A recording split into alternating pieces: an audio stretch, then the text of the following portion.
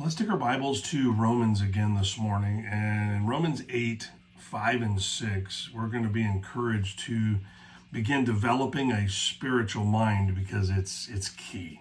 Let me just put it this way. Like our taste buds can develop a taste for things, our minds are similar.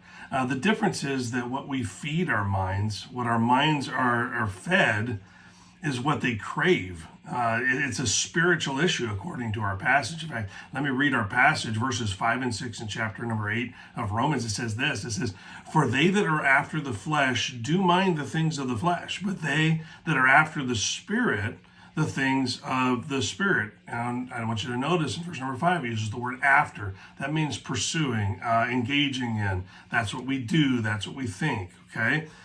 Verse number 6 tells us listen, for to be carnally minded is death. That's that minding the flesh. But to be spiritually minded is life and peace. And so the first phrase helps us understand the difference between struggling with sin and indulging in it. It's an issue of pursuit, after. The flesh untamed will long for fulfillment. It's only when we agree with God about sin and change our pursuits that we can change the appetites of our minds. Those who understand what's at stake have good reason to do whatever it takes to change the appetites of their minds, of our minds. Jesus told us that we should take extreme measures when dealing with sinful habits or sinful desires because of what they lead to. We need to break those sinful patterns in our minds and our bodies. The downside of having a carnal mind is death, but when we pursue a spiritually strong life, we enjoy the peace promised to God's kids.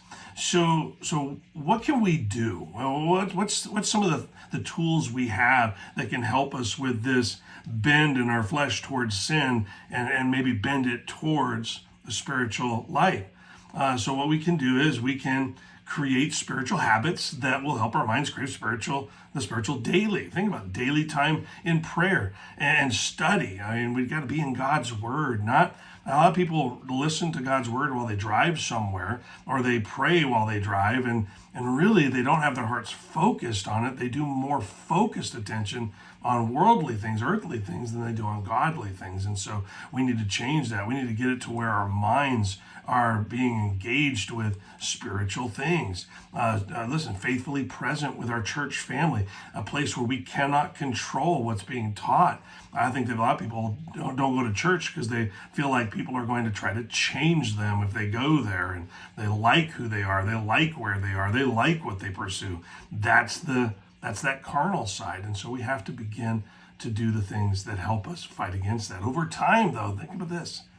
As we begin to pursue spiritual life, we enjoy greater and greater peace. Listen, I hope that helps you develop a spiritual mind. Have a great day.